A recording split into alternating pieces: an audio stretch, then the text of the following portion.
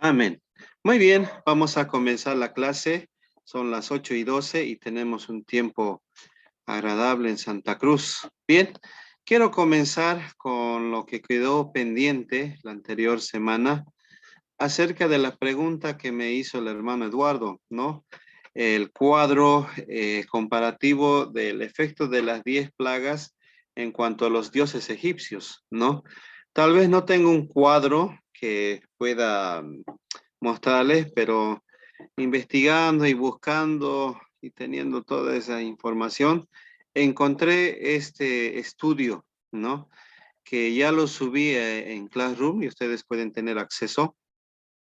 Nos dice acá el título, Los vencidos dioses egipcios. Ya ustedes lo van a leer, pero quiero resaltar algunas de las plagas y algunos de los dioses que fueron vencidos, ¿no? Por ejemplo, la primera plaga, el agua vuelta en sangre.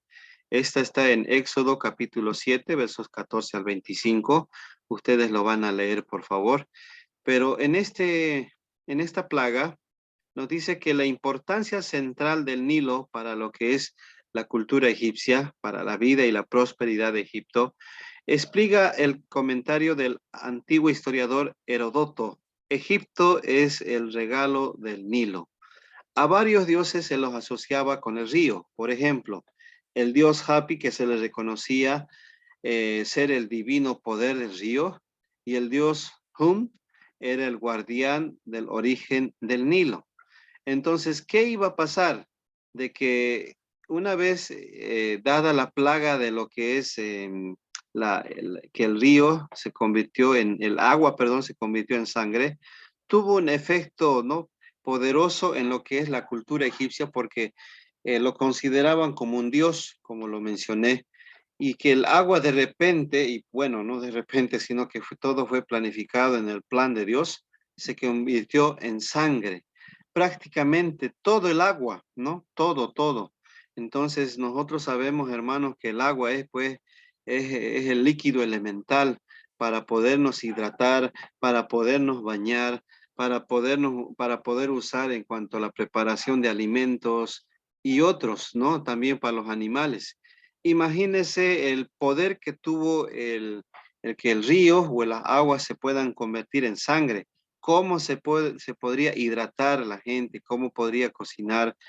Imagínese cuántos días estaba sin bañarse, ¿no? Si nosotros en Santa Cruz nomás no podemos aguantar después de tener un tiempo laboral y necesitamos refrescarnos. Entonces, el golpe que tuvo fue a estos dos dioses, en la cual Dios tuvo su efecto, ¿no? También nos dice acá en lo que es el dios Osiris era el responsable del desbordamiento anual, dice, que traía el suelo fértil. Otros dioses estaban asociados con los peces y cocodrilos del río que vivían dentro de lo que es el Nilo, ¿no? Aunque los magos de Faraón podían producir en el agua un efecto semejante a la sangre, porque recuerden que también llamó Faraón, ¿no? A sus magos y trató de imitar el poder de Dios, pero no, fue casi imposible. Por medio de su intervención, el Dios de los hebreos señaló la inferioridad de esos dioses, demostrando que Dios, que nuestro Dios, que es el Dios de Israel, tiene el poder absoluto. La otra plaga, las ranas, ¿no? Esto está en Éxodo capítulo 8, versos 1 al 15. Les voy a dar un tiempo para lectura. ¿Qué dioses fueron vencidos? Por ejemplo, la diosa Heket, consorte de Tum, representada ya sea como una rana o como una mujer con cabeza de rana. A esta se la asociaba con la formación de la criatura en el vientre y estaba presente en las parteras durante el nacimiento y la fertilidad. Una vez más, no pudo hacer nada para impedir la plaga. Entonces, imagínense, hermanos, las ranas, ¿no? Cuando llueve, nosotros vemos, ¿no? Que hay demasiadas ranas, sapos que salen, ¿no? Algunos, hay la creencia de que caen del cielo, ¿no? Si podemos ir estudiando lo que es la forma de vida de estos anfibios, ellos no caen del cielo, ¿no? Sino que se entierran en el suelo y cuando llueve emergen, salen, ¿no? Y están ahí dando su concierto, ¿no? ¿Cuántas veces hemos escuchado nosotros? Pero imagínense el golpe que le dio al poder combatir, ¿no? A las ranas y poderse deshacer de estas plagas, siendo que para los egipcios era un dios, ¿no? No, que era, como dice acá, como una mujer con cabeza de rana. Imagínense hasta dónde llegaba la idolatría, ¿no? Pero cuando ya vino esta plaga, tuvieron que, como muestra aquí la imagen, poder exterminar a su Dios, ¿no? Y poder de alguna manera eh, sacar a esas especies, ¿no? De lo que es la ciudad de Egipto. Vamos con lo otro. Piojos. Éxodo capítulo 8, verso 16 al 19. ¿No? ¿Qué dioses fueron vencidos? La palabra hebrea kinim se traduce en varias formas. Piojos, mosquitos. El dios Heb o Seb era el dios de la tierra. El hecho de que el polvo de la tierra fue convertido en innumerables insectos molestos fue una gran vergüenza para él. Sin embargo, este fue incapaz de revertir la plaga. Incluso, nos dice acá la lectura, los sacerdotes se vieron afectados. La escrupulosa limpieza frecuente, lavado, así como el afeitado del cuerpo, de todo el vello para evitar precisamente este tipo de plagas, era un requisito previo para el desempeño de sus deberes sacerdotales. Mas todo fue en vano, tan así que ni siquiera podían entrar en los templos y suplicar a sus dioses para poner fin a la infestación. Imagínense, si ahorita nomás vemos los mosquitos, hermanos, que realmente ahorita me están picando, ¿no? Pero imagínense cómo era la plaga en esos tiempos en Egipto. Yo sé que cuando hemos ido al río Piraí, en un tiempo de retiro y bautizo, ¿no? Es incontrolable, ¿no? Que ya en un momento nomás todo nuestra piel en los pies, en los brazos, está todo, todo picado y con roncha, ¿no? ¿Cómo sufriría en ese tiempo? Y esto también era un Dios que fue vencido a través de las plagas y que Dios mostró su poder, ¿no? Un ejemplo más y ya después les voy a dar paso a ustedes, hermanos, para que puedan dar lectura. Las moscas. Éxodo capítulo 8, versos 20 al 32. Ustedes van a dar lectura. Pero acá, debido a la palabra hebrea arob, solo aparece aquí en la escritura. La naturaleza de esta plaga es incierta. Puede significar mezcla y se cree por algunos que indica un enjambre de moscas, posiblemente el anthrax, portador de moscas que muerden encontradas en las regiones subtropicales, perdón. Si esto es correcto, podría explicar por qué los israelitas en el clima mediterráneo de la tierra de Gosén, perdón, no fueron afectados. Ciertamente los dioses egipcios no tenían poder para controlar a los nocivos enjambres. En La Paz tuve una experiencia, hermanos, cuando era niño. Justamente mi mamá nos mandaba a botar basura porque el camión rara vez pasaba a recoger la basura. Y cuando fuimos a un tipo basural, no, yo me quedaba sorprendido porque las moscas eran como un bloque, ¿no? Por decir, de algo sólido, ¿no? Todo negruzco. Entonces, cuando me acercaba era pues a un zumbido único que hasta que por poco entra en la boca, ¿no? Ahora, imagínense cómo era la desesperación de los egipcios, el tener enjambres y enjambres de moscas. Y las moscas pues no son pues beneficiosas, son perjudiciales. Nomás dejar un pedazo de carne ahí o algún alimento, ya vemos sus huevecillos, ¿no? Y el cual nos molesta. Entonces, desde ahí viene el origen de lo que es la plaga de las moscas.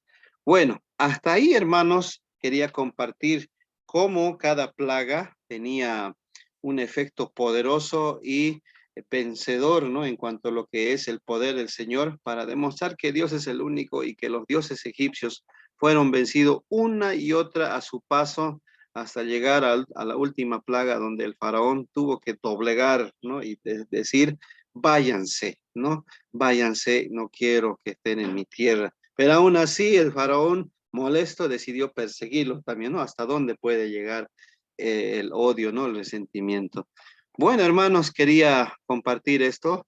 Espero que haya sido de bendición para ustedes. Quería realmente mostrarles, ¿no? El efecto que tiene las plagas. Amén. ¿Están ahí, hermanos? A ver con quiénes estoy contando. Amén, amén, Amén. pastor. Amén, amén. Muy bien. Nuestro hermano Oscar ha pedido licencia. Me imagino que él va a estar atento también al avance. Ok, muy bien. Vamos a continuar con nuestra clase. Habíamos quedado en lo que es el libro de Números, hermanos. Sí, ¿no? Aquí. Me imagino que era, a ver. Ya me pasé. ¿Dónde estábamos, hermanos? Mi memoria a veces me falla. Aquí. Sí, ya hemos visto esto. Ujú. También esto hemos visto, hermanos. Sí. Ok. Esto ya hemos visto también, hermanos, ¿no? Sí. Ya. Bueno, empecemos con esto. ¿Qué les parece la imagen, hermanos? ¿Quién me puede decir qué es lo que vemos?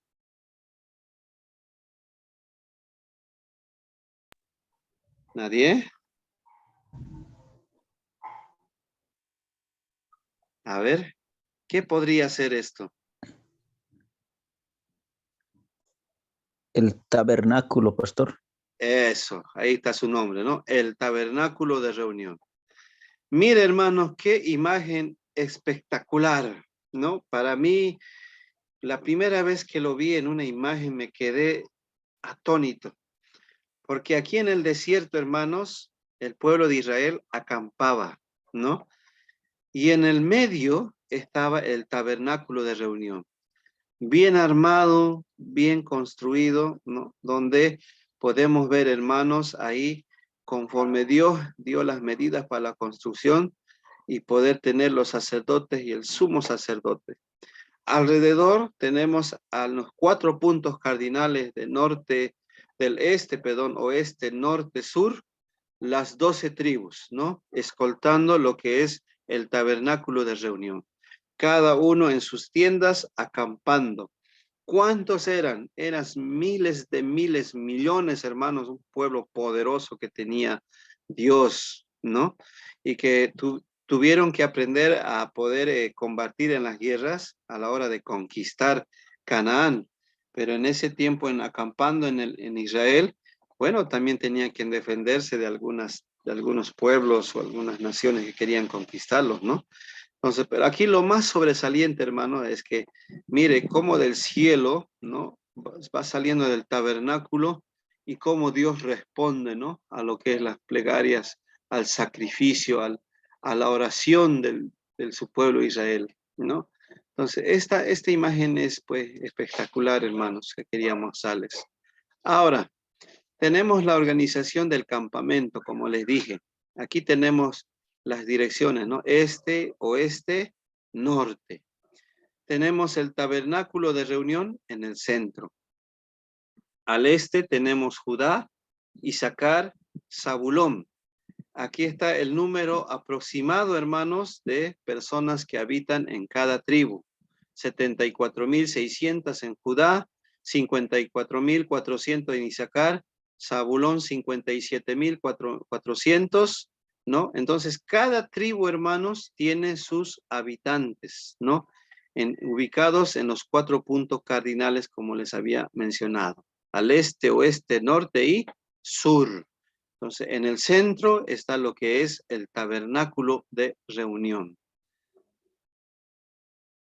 Dentro del tabernáculo de reunión tenemos los utensilios tan importantes que Dios había pedido que se construyan con un propósito. Tenemos la fuente de bronce, tenemos el altar del holocausto, y aquí mismo también podemos ver las puertas, el ingreso, ¿no? Que no cualquiera podía ingresar, sino que eran controlados por los sacerdotes. Tenemos también en el lugar santo, ¿no? Si esto era el atrio exterior, esto es el lugar santo. ¿Qué se encuentra en el lugar santo? El candelero de oro con 7, ¿no?, espacios o mostrando que el número 7 es perfecto de Dios. 7 luces que mencionan también después en el libro de Apocalipsis las 7 iglesias de Asia Menor, ¿no? Número simbólico.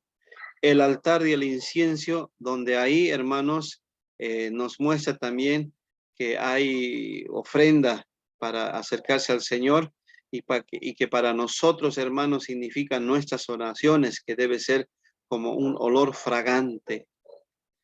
Tenemos también las mesas de los panes, en la cual nos menciona también de que fueron momentos importantes para poder entender de que Dios es nuestra provisión, ¿no? El maná, el cual no nos hace faltar el alimento y que siempre tiene cuidado de nosotros. Mirad, dice, las aves del cielo, ¿no, hermanos? Que no tienen necesidad de ropa ni de comida. Ellos tienen su ropita, ellos también tienen su alimento, temprano nos hacen levantar y ellos alaban al Señor y están felices. ¿Y quiénes son ustedes que son sus hijos? ¿Acaso son menores que las aves? Dios es nuestro proveedor, hermanos, el cual siempre está pendiente de nosotros. Y aquí también tenemos, hermanos, al costado izquierdo de su pantalla, algunos de los pilares, ¿no?, en la cual fue también construido el lugar santo, ¿no? Aquí tenemos, ¿no?, el lugar santo. Luego vamos a ver el lugar santísimo. ¿Qué se encuentra en el lugar santísimo? El arca del pacto, ¿no? El arca del pacto cubierta de oro por todas partes, en la que estaba en una urna que contenía, atención, el maná, la vara de Aarón que reverdeció y las tablas del pacto, Hebreos 9:4. Entonces, ¿qué se encontraba en el arca del pacto en su interior? El maná, ¿no? La vara de Aarón que reverdeció y las tablas del pacto.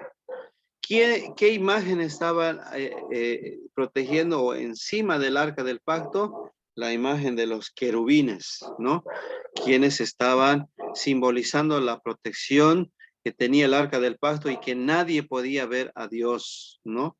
Así que como es nuestro Dios es santo y Él nos pide santidad, ¿no? Entonces, hermanos, ahí está lo que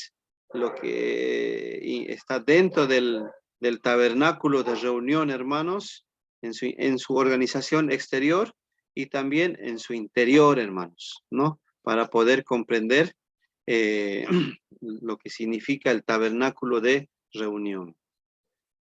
Ok, vamos a entrar ahora al libro de Deuteronomio. No sé si tienen alguna pregunta antes de proseguir.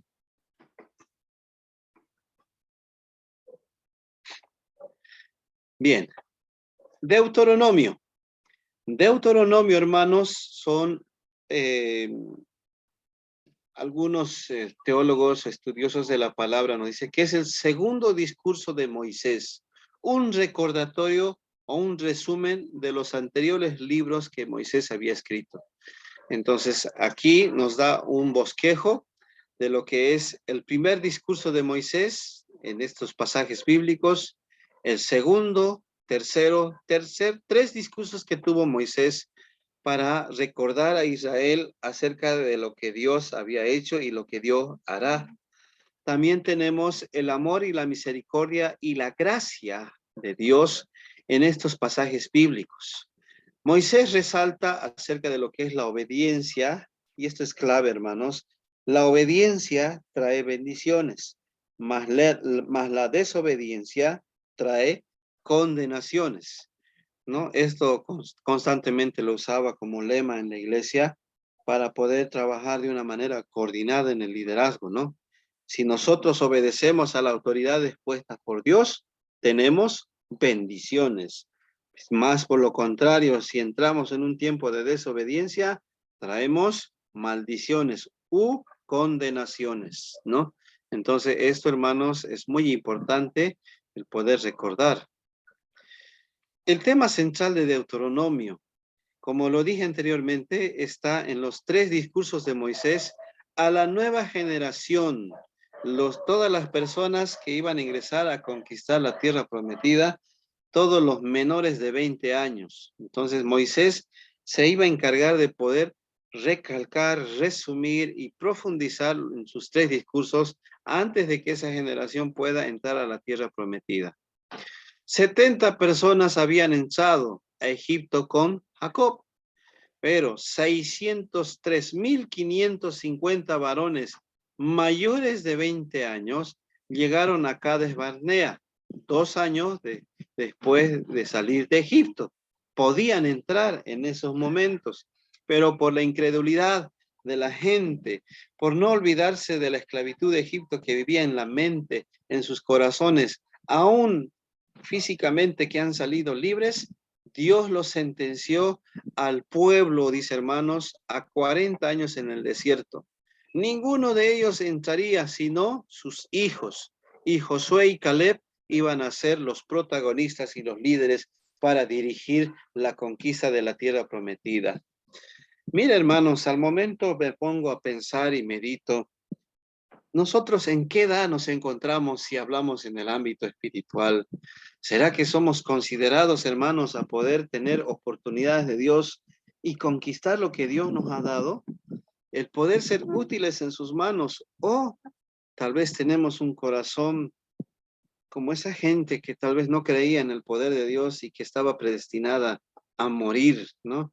A ser desechada en el ministerio. Yo quisiera que podamos meditar y pensar, siempre me he hecho esta pregunta, hermanos. ¿Somos nosotros considerados útiles en las manos del Señor? ¿Somos como sus siervos? ¿O es que buscamos de alguna u otra forma excusas para servirle al Señor? Me viene algo a la mente y pienso, hermanos, Dios nos da mucho, nos da vida, nos da trabajo, nos da salud, nos da familia, nos da de muchas bendiciones. ¿Qué podemos hacer para poder tal vez dar una muestra de gratitud al Señor? ¿Cómo podemos servirle?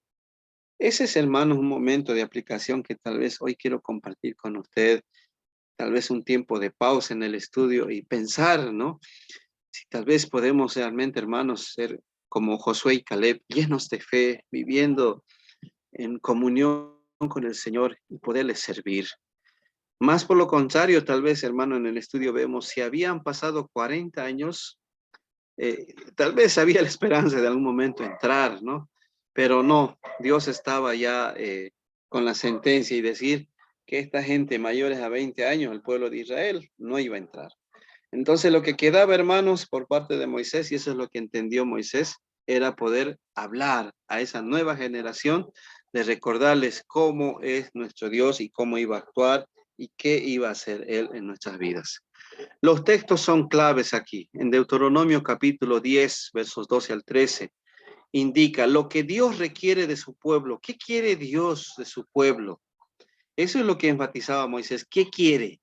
¿Qué es lo que quiere Dios de su pueblo? En Deuteronomio 11, versos 26 a 28, también Moisés enfatiza acerca de la advertencia por la desobediencia. Ya Moisés lo había visto y estaba enseñando a la nueva generación de que no sea desobediente. Las palabras claves que utiliza Deuteronomio son oye, ¿no? 50 veces. No es lo mismo escuchar, ¿no? Que oír, ¿no? Escuchar, podemos escuchar muchos sonidos como un perro que ladra, por ahí un mosquito que molesta, pero oír es prestar atención a la instrucción que Dios nos está dando. Y en este momento, hermano, yo sé que usted me está escuchando o tal vez, ¿no? Prestando atención con sus oídos, ¿no? Oye la palabra del Señor.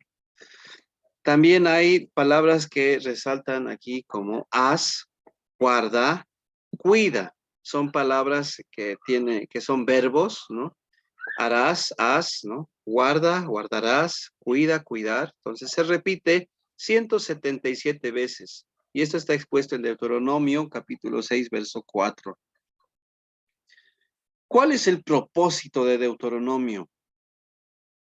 El primer propósito es conocer la obra de Dios, preparándolos para la conquista. La nueva generación debería conocer a Dios y recordar que Dios está con ellos, con el pueblo de Israel, para darles la victoria. Y que ellos debían conocer lo que es los atributos de Dios y lo que es los portentos de Dios en cuanto a lo que es la obra que iba a hacer con Dios, con su pueblo. Asimismo, el segundo propósito es conocer la ley de Dios. La nueva generación necesitaba y recordar también el contenido de la ley, ¿no? Imagínense, hermanos, si nadie enseña al pueblo de Israel, si nadie les recordaba el contenido y lo que es el propósito de Dios, no iban a entender los propósitos que tiene Dios con su pueblo. Ahora, para nosotros, si nosotros dejamos de aprender, si nosotros dejamos de escuchar la palabra, hermanos, realmente nos vamos a olvidar, ¿no? Hoy día, por ejemplo, hablando con un colega, me dice, ¿usted se acuerda cómo hacer la división? Decía, no me acuerdo, ¿no? Pero si el año pasado lo había dado el procedimiento, lo que es lo que es las pautas, ¿no? Y cómo resolver incluso con su prueba. Pero si uno no lo practica, ¿qué sucede, hermanos? Se olvida. Entonces quise resolverlo, pero no pude. Y si nosotros, eso me puse a pensar, dejamos de escuchar e instruirnos en la palabra y por lo menos dar lectura a la palabra, nos olvidamos. Y la palabra lo dice, ¿no? Mi pueblo pereció porque le faltó conocimiento. Y a veces, y también la palabra indica, ¿no? De oídas nomás, es que me dice Señor, Señor, pero más tu corazón está lejos. ¿Por qué? Realmente no lo llegamos a conocer a Dios y no llegamos realmente a aplicar lo que Dios nos pide en nuestra vida. Eso es lo que Moisés estaba enfatizando.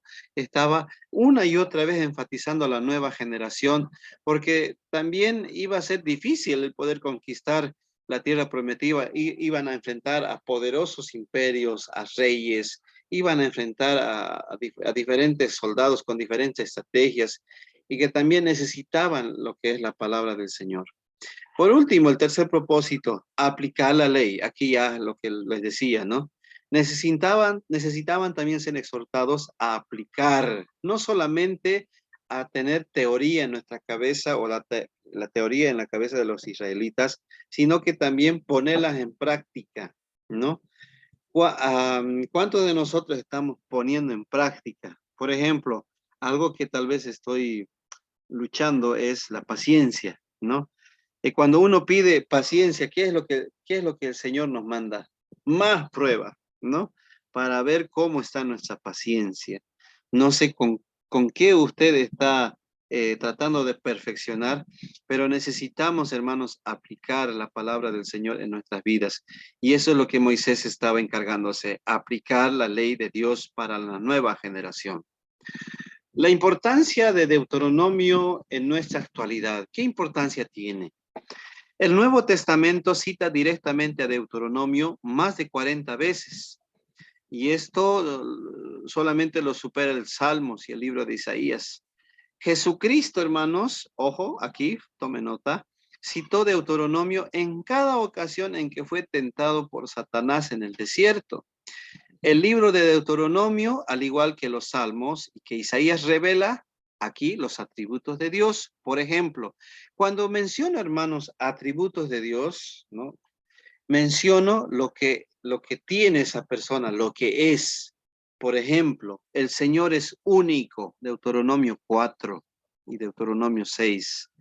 Dios es celoso, Deuteronomio 4:24, ¿no? Él no quiere que tengamos otro Dios aparte que solamente sea Él.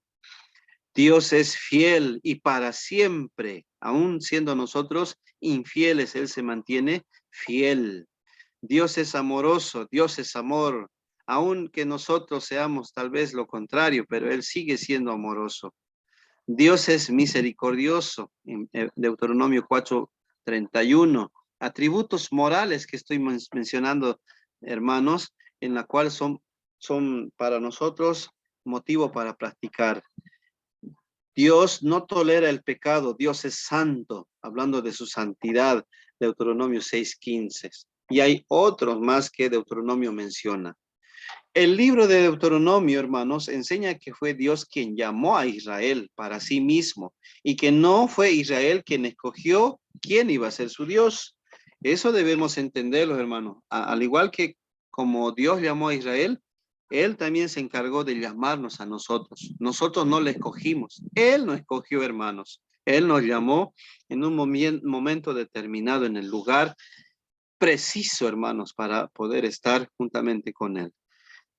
Más de 250 veces Moisés repitió la frase a Israel: el Señor tu Dios es. Por tanto, Israel es llamado en este libro a obedecer, a temer, a amar, servir a Dios, caminando en sus caminos y guardando sus mandamientos.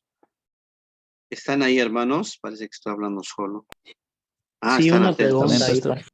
Sí, dígame. ahí yo, la verdad, tengo una duda ya de hace algún tiempo, pastor, cuando, digamos, menciona que ahí él nos eligió, digamos, y que nosotros no lo elegimos. Entonces, pucha, un día así, poniéndome a pensar antes de dormir, orando, me preguntaba si es que, digamos, entonces él no eligió a todos, digamos, entonces eligió a algunos. Es eso, ¿cómo más o menos podríamos entenderlo, pastor? Bien, buena la pregunta. Hay distintas teorías, ¿no? Por ejemplo, en teología se habla de la predestinación, de que algunos ya fuimos predestinados, ya fuimos escogidos. Incluso la palabra dice, desde antes de la fundación de la tierra, ya Dios nos conoció, ¿no? Pero, claro, en eso no tenemos problemas, pero algunos dicen también, algunos teólogos pensadores dicen que algunos también fueron predestinados para morir, ¿no? Para perderse, por así decirlo, en el infierno, ¿no? Son dos posturas que como la experiencia en maestro que tengo, fueron las que trajo conflicto también en la historia de la iglesia, ¿no? Con dos pensadores grandes. Hablo, por ejemplo, ya lo voy a meter teología, pero quisiera que se informen. Hablamos de Calvino, que fue el que enfatizó bastante, ¿no? Lo que es la teoría de la predestinación, salvos, siempre salvos, ¿no? Que una vez escritos nuestros nombres en el libro de la vida, no vamos a ser desechados o perder la salvación. Pero eso tiene sus riesgos, ¿no? O tiene sus consecuencias. Es como que la persona se confía y dice, bueno, ya soy evangélico, hijo de Dios, y bueno, y por más que me vaya como el hijo pródigo, yo sé que Dios me va a perdonar. Pero ahí Romanos enfatiza y dice que si nosotros ya hemos recibido tan grande amor en cuanto a la salvación, ¿será que en la gracia podemos volver a crucificar a Cristo si pecamos una y otra vez? ¿Será que Cristo puede volver a ser crucificado? No. Pablo enfatiza y dice que Cristo fue crucificado una sola vez y por él tenemos salvación y por su gracia hemos alcanzado todos los beneficios de la salvación. Fuimos declarados justos, santos, hijos de Dios, adoptados con la herencia que Dios nos da. La otra postura que menciona Arminio, ¿no? Que también dice, sí, bueno, tenemos la salvación, pero en algún momento si descuidamos tan grande don que Dios nos da, Arminio nos enfatiza y dice que en algún momento podemos llegar a perder la salvación. Dos posturas distintas y que a lo largo de la iglesia, a lo largo de la historia de la iglesia, distintas denominaciones fueron enfatizando esta teología y fueron teniendo su propia postura. Y alguien me dirá, ¿y qué hacemos nosotros ahora? ¿No? En un estudio que tuve, llegué a la conclusión de que sí, nosotros realmente estamos escritos en el libro de la vida, tenemos la salvación, pero no podemos descuidar o tomar a la ligera tan grande salvación, sino mantenernos fiel al Señor hasta el final, porque la palabra dice, el que se mantiene firme, ¿no? El que persevera hasta el fin, ese será salvo. Entonces yo no puedo desmerecer la salvación y decir que, bueno, me voy un rato, un tiempo de vacaciones y hago lo que quiero y vuelvo como si nada a la iglesia, sino que debo mantener lo que es la consagración, la santificación, la santidad al Señor y progresivamente ir transformando, ¿no? Mediante el Espíritu Santo todo mi interior, este cuerpo que en pensamiento a veces podemos ofender al Señor o a las personas en nuestras palabras, en nuestras acciones y que necesito más de Dios, ¿no? Entonces tengo que tener por una parte seguridad, pero también tener esa convicción de que el Señor me ayuda y siempre va a estar conmigo. Entonces, hermanos, a lo que llego a decirte es que es un poco fatalista el decir que algunos fueron predestinados para muerte y otros para vida. Eso el Señor, solamente Él lo sabe. Él solamente sabe quiénes somos los que vamos a mantenernos firmes hasta el final. Gracias, Hola. pastor. Amén. Muy bien. No sé si hay otra pregunta. Ok, vamos a continuar. Tres sermones importantes que también enfatiza el libro de Deuteronomio. Recuerda la revisión de la historia, ¿no? La palabra recuerda nos da un mensaje en la cual nosotros también debemos pensar. Por ejemplo, Moisés enfatizó, recuerda, ¿no? A Israel, ¿de dónde Dios te ha sacado? ¿Qué es lo que hizo por ti? ¿Y quién es Dios? Recuerda. Y para nosotros se enfatiza bastante, ¿no? ¿De dónde Dios nos ha llamado? ¿Qué ha hecho Dios con nosotros? ¿Y qué es lo que después hará? ¿No? Recuerda, una revisión de la historia. Obedece, otra palabra importante, la exposición de la ley. ¿A quién le debemos obediencia? A Dios, ¿no? Como les decía, no solamente teoría, sino en lo que es la aplicación, la práctica. Ahí se pone en evidencia todo lo que es la obediencia al Señor. Pon atención, ¿no? Las profecías del futuro de Israel. Ya Moisés estaba entrando a la profecía, ¿no? ¿Qué es lo que sucederá con su pueblo? Pon atención, escucha la palabra profética, escucha la palabra escrita. Para nosotros toda profecía está escrita en la palabra y no hay otra profecía fuera de la palabra. Por eso Pedro, en sus 2 tomos, y Judas advierten que en los últimos días vendrán falsos profetas y profecías, diciendo, el Señor me dijo, Dios manda a decir, toda profecía, nos dicen estos libros, que debe ser acorde a la palabra de Dios. No puede ser una profecía extraña a esa, porque toda profecía está en la palabra. Y el último libro profético, hermanos, quiero que tome atención, es Apocalipsis. No hay otro libro profético. No hay otra profecía fuera de la palabra, sino que tiene que ser en el contexto de la palabra. Y por eso Moisés estaba enfatizando, pon atención a todo lo que Dios quiere hacer contigo, ¿no? Enfatiza también exhortación a la lealtad, a la fidelidad a nuestro Dios y advierte contra la apostasía. La palabra apostasía, hermanos, es simplemente renegar de la fe, protestar, reclamar, no estar de acuerdo, ir en contra. Eso sucedió en el pueblo de Israel, ¿no? Como lo mencioné en la anterior clase, en su mismo entorno y el más cercano, con su hermana Miriam y alguna vez también Aarón, que fue dura el juicio del Señor. También pasó con gente cercana a él, ¿no? Que la tierra se los tragó vivos y que Dios no estuvo de acuerdo con la rebelión. Así también en la palabra del Señor en el Nuevo Testamento advierte, cuídense, dice la iglesia, ¿no? De la apostasía. ¿Que de dónde saldrá, hermanos? Eso es lo más sorprendente.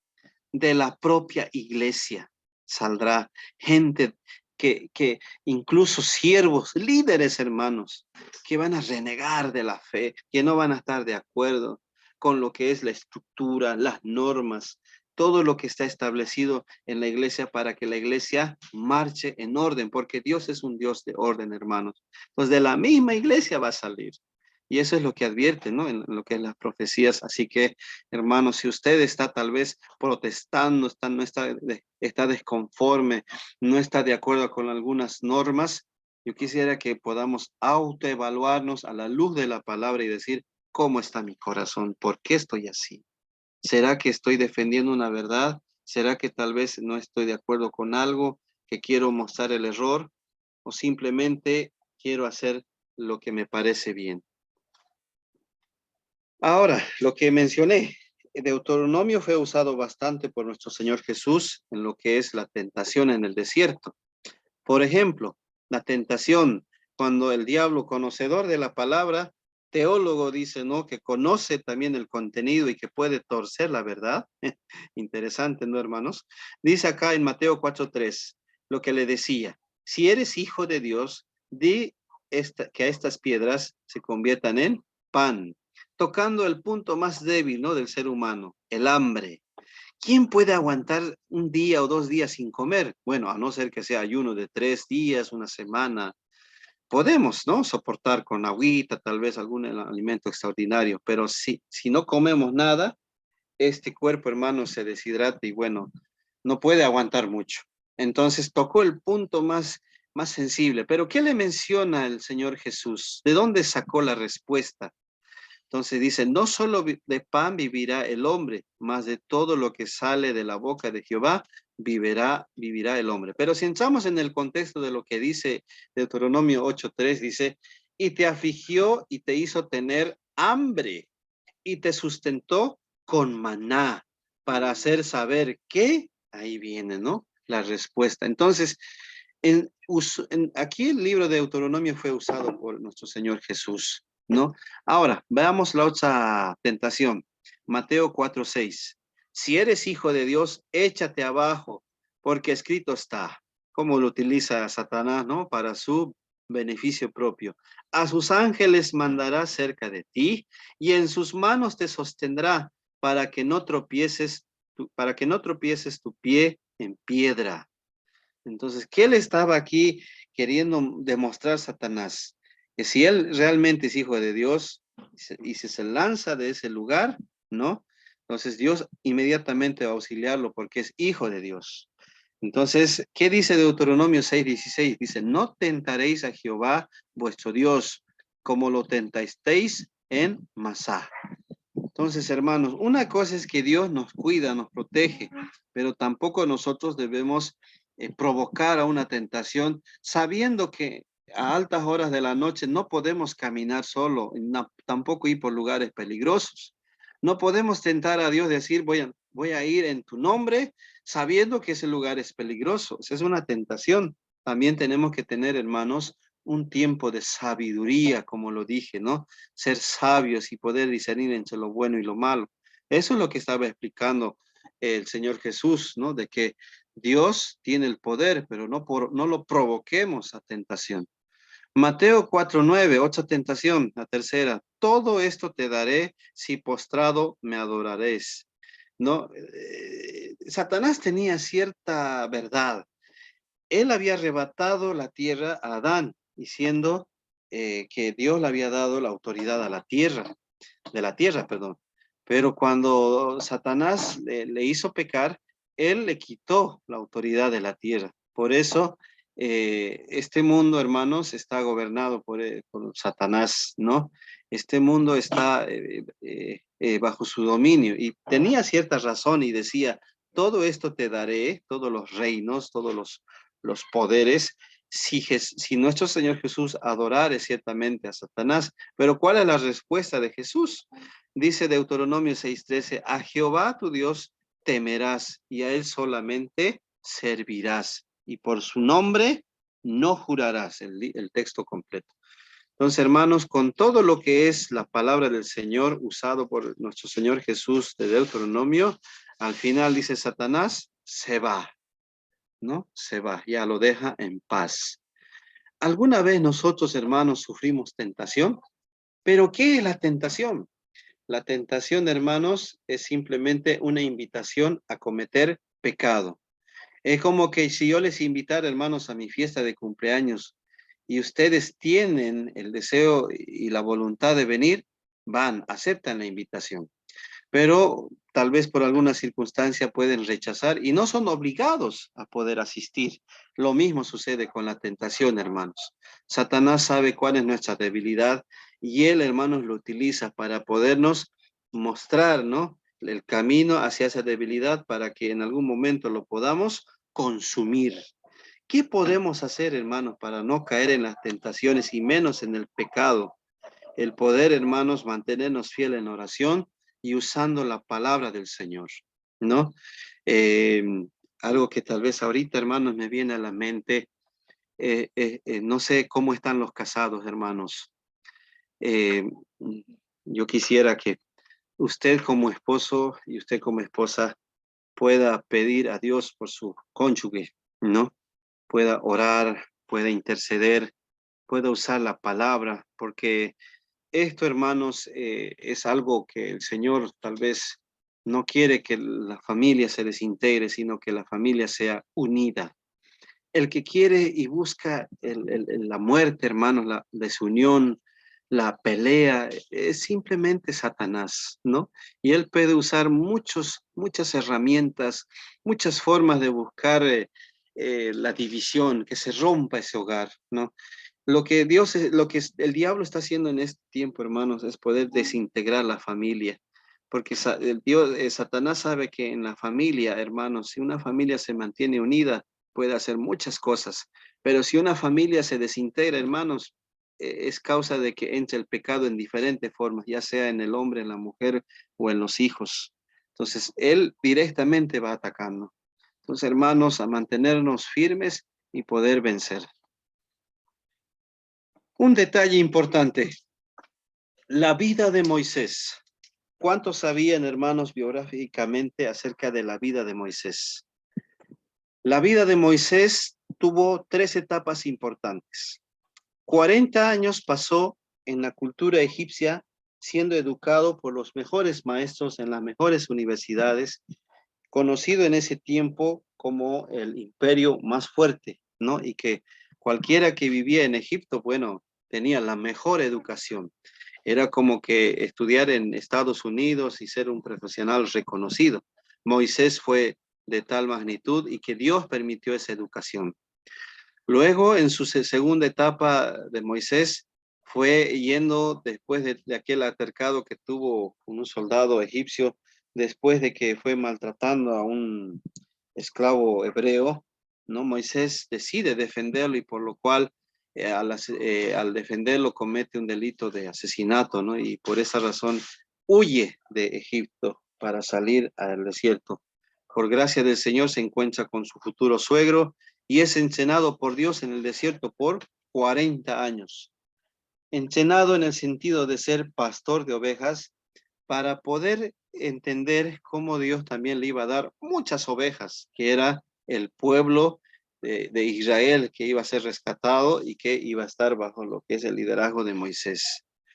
Y la última etapa fue los 40 años, juntamente Moisés con el desierto, con su pueblo, ¿no? Israel, 40 años. Ya ustedes saben la historia, ahí es donde Moisés pone en práctica todo el conocimiento en la educación de lo que es la cultura egipcia, en armas, por ejemplo, porque él era un soldado experto en la teoría, él va a hacer planes, él va a hacer estrategias, y también en la parte práctica con su suegro, ¿no? En el desierto, ya con familia y sus hijos. Entonces, ¿cuántos años tuvo Moisés en cuanto a la formación y Dios fue formándole? 120 años. La pregunta, hermanos, ¿cuánto tiempo usted requiere ser formado por Dios en algún seminario, universidad, para ser útil en las manos del Señor?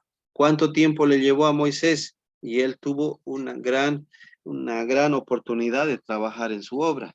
Entonces, hermanos, creo que no es suficiente estudiar en el seminario y poder tener 2 años.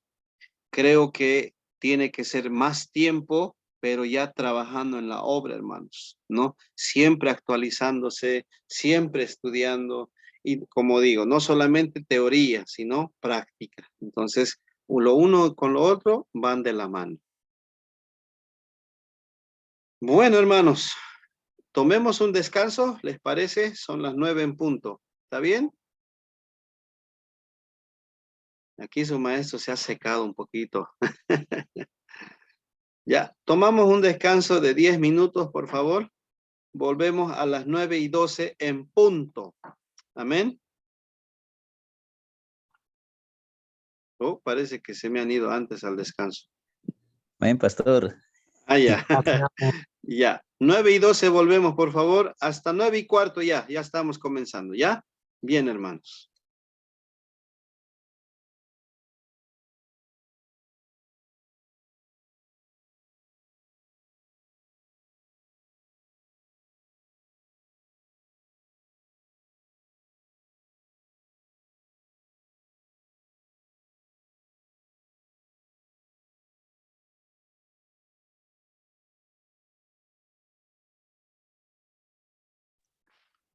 Bien, hermanos, vamos a continuar.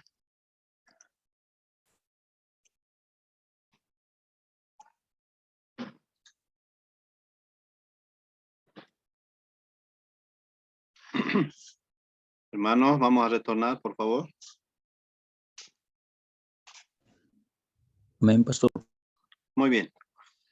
El nombre actual, ya voy finalizando, es el Pentateuco. La Septuaginta se entiende que es la traducción del hebreo, en lo que es el Antiguo Testamento, en especial el Pentateuco, al hebreo, digo al griego, ¿no? Entonces, en el año 250 antes de Cristo, se introdujo dividir en los 5 libros. Ya ahí, desde ahí se va conociendo el nombre del Pentateuco, los 5 libros.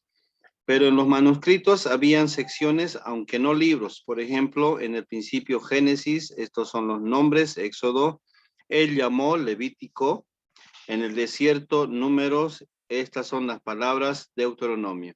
Entonces, si podemos ver ahí, no siempre nació con el nombre de Génesis o con los nombres que conocemos en nuestras Biblias, sino que tuvo un proceso en cuanto a las traducciones, las interpretaciones y demás.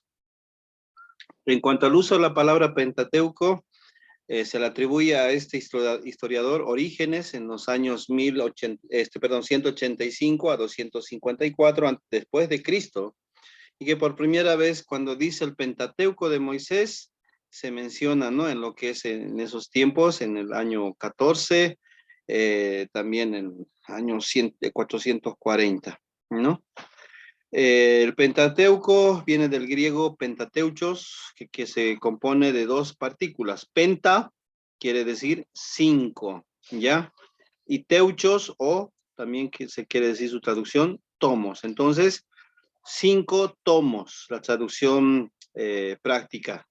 La palabra puede ser traducida como libro o de 5 volúmenes o que consiste en 5 rollos. Entonces, prácticamente el nombre de Pentateuco quiere decir 5 libros, ¿ya? Puedo preguntar en lo que es el examen, ¿ya? La importancia del Pentateuco. Como ustedes saben, al momento de construir una casa, lo primero que se pone es el buen fundamento, ¿no? La piedra principal. Para nosotros, hermanos, antes de iniciar el estudio de la palabra, el Pentateuco es como el fundamento, el pilar, la zapata, ¿no? El cual nos va a ayudar a poder entender los otros libros. También es el semillero doctrinal. Desde ahí inicia el estudio de la doctrina de la palabra del Señor. Y así también nos muestra en el Génesis, ¿no? El nacimiento de lo que es el llamado del Señor, el pueblo de Dios, lo que es el sistema sacerdotal en cuanto a sacrificios, el pecado, la ley. O sea, desde ahí tenemos el inicio de todo para entender los demás libros. También en el tiempo de la cronología, como lo hemos visto, tiene una mayor extensión y aproximadamente dura en cuanto todo el Pentateuco fue los eventos que fueron sucediendo y todo, 2600 años. Y desde Josué hasta Apocalipsis, el tiempo aproximado es de 1500 años. Si hacemos una comparación aquí, el Pentateuco lleva más años que después de Josué hasta Apocalipsis, perdón, lleva un corto tiempo, ¿no? O sea, no tan corto, pero bueno, la diferencia es grande, ¿no? Denota también en lo que es el Pentateuco la permanencia de la ley moral. Entonces, cuando hablamos de ley moral es el trato a los demás, ¿no? cómo tratamos a las demás personas y cómo queremos que nos traten. Entonces, el resumen de la ley se traduce en amar a Dios, perdón, y al prójimo, que Jesucristo lo resumió en 2 mandamientos de los 10 que conocemos. Y toda la ley moral lo explicó esto a los fariseos y a las demás sextas que en ese tiempo registradas en la ley de Moisés, en Deuteronomio y Levítico. Ups. Listo, hermanos. Eso es el final de estas diapositivas que quería compartir con ustedes. Ya, es un estudio introductorio del libro de Pentateuco. Ya, la próxima semana vamos a ya estudiar Génesis, luego Éxodo, Número, Levítico y vamos a concluir con Deuteronomio. Ya, entonces vamos a tener estudios de Génesis, ya lo pueden ir viendo los videos, hermanos. Voy a traer también algunos estudios para ir profundizando este libro que tiene grandes doctrinas, grandes enseñanzas y que voy a estar también abierto a sus preguntas. Pueden ir escribiendo, hermanos, preguntas que ustedes tengan, ¿no? Acerca de Génesis. Amén. Muchísimas gracias, hermanos. Yo soy bendecido porque cuando más enseño, hermanos, yo soy el que más aprendo, porque investigo, estudios y voy dando ciertos análisis y todo, ¿no? Amén, hermanos. ¿Cómo Amén. están? Pastor, Sí, tenía una duda sobre la adoración. ya. Vemos bien claro que Dios coloca el fundamento donde deben adorar su pueblo, dónde, cómo, bien detallado, ¿verdad? Entonces, Sí. hoy en día, según veo yo hoy en día en todos lugares, tanto en aquí, yo creo que en mayoría en el mundo entero tal vez, vemos tantas fallas en las iglesias y cómo podemos ver si ellos realmente van conforme en lo que Dios eh, que deben adorarse. Vemos, ¿no?, las dificultades. Yo creo que eso nos afectaría mucho, pastor, de hoy en día hablando conforme que hemos visto las escrituras que él manda cómo debían ser y cómo deben llevar las alabanzas, la adoración, el culto, con la reverencia. Yo creo que por eso que exhortaba, creo que Moisés, amar, servir, temer, obedecer. Yo creo que es muy importante. ¿Qué nos podrías decir el tiempo de hoy, lo que la escritura nos dice y con lo que tenemos tantas fallas, pastor? Amén. Bien, si vemos nomás, hermano, en lo que es el Levítico, también Números, no cualquiera podía ingresar al lugar santo y santísimo. Lo hemos visto, ¿no? Hay ciertas exigencias y eso lo vamos a ir viendo al detalle, que Dios era exigente, incluso en la forma de vestir, también de comportarse. Había normas exigentes para los sacerdotes. Incluso si vemos, hermanos, algunos de los hijos de los sacerdotes no quería ser sacerdote porque era una vida rígida, ¿no? Incluso se prohibía de tener algunas relaciones, por ejemplo, con personas, con mujeres y todo, a no ser que se case, ¿no? Y bueno, si lo vemos en el contexto, hermanos, de la actualidad, hay ciertas cosas que no van acorde a la palabra, ¿no? Bueno, tal vez no vamos a pedir que los que alaban ahí puedan vestirse de forma como se vestían en el Antiguo Testamento, pero el pastor, hermanos, a eso me voy, el pastor es la clave o el clavo. Clave en el sentido de que tiene que enseñar, ¿no? A lo que es, los que van a alabar ahí, hermanos, adelante, en lo que es la presencia del Señor, desde lo que es el ministerio de alabanza, ministerios de panderos u otros ministerios. La clave aquí, hermanos, es el poder infundir o instruir el temor al Señor, ¿no? El temor al Señor. El poder enseñar con un discipulado, con clases preparadas, ahí el maestro acompaña, de cómo era la adoración en el tiempo de Moisés, en el Deuteronomio, en el Pentateuco, si podemos compartir esta enseñanza, qué exigencias había y cómo se podía adorar al Señor. Y si uno no estaba en cuanto a las exigencias de Dios, ¿qué pasaba? Moría, ¿no? Hoy en día tal vez en la gracia tenemos lugar a poder ingresar al lugar santo, incluso santísimo, pero debemos instruir, hermanos, en el temor del Señor, como digo, con la palabra, ¿no? Y no solamente dejándonos llevar por los talentos de los jóvenes, ¿no? Algunos jóvenes son muy talentosos en cuanto a tocar instrumentos, cantar, o tal vez en las señoritas, las hermanas del pandero también son muy talentosos, pero es que el talento no puede ir por encima de lo que es la instrucción de la palabra, el poder entender, ¿no? Como digo, por eso el pastor es la clave, de que haya ese temor, de que haya esa reverencia, como usted lo menciona, ¿no? Querido hermano. Antes tal vez yo me molestaba cuando un pastor me decía reverencia en la casa del Señor, pero ¿qué es reverencia?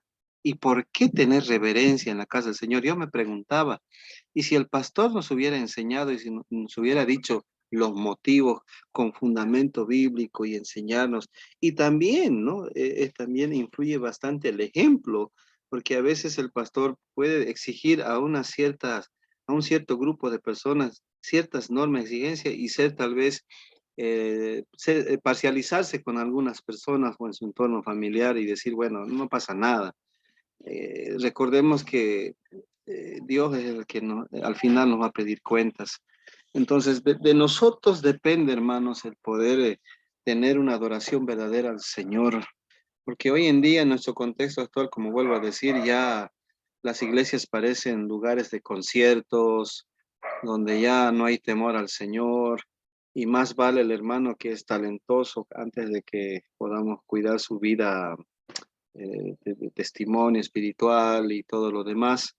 Entonces, de nosotros, ahora que conocemos la palabra, hermanos, los que están estudiando en el seminario, podamos tener ese momento, ¿no? De hablar con el pastor, de compartir con los líderes, de lo que es ministerios de pandero y de alabanza y otros, ¿no? Que están ahí adelante.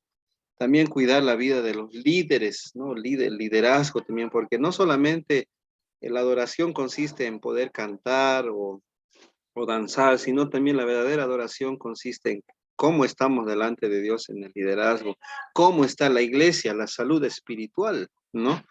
Entonces, es importante, hermano, esto.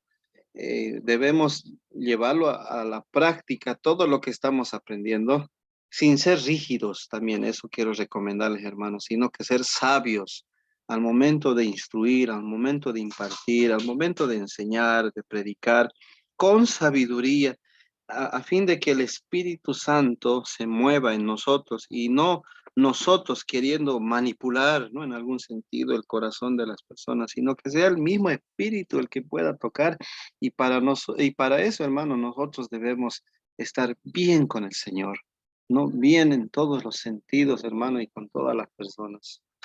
No sé si he respondido su pregunta, hermano. Muy bien, pastor. Muchas gracias, pastor. Gracias a usted. ¿Alguna pregunta más?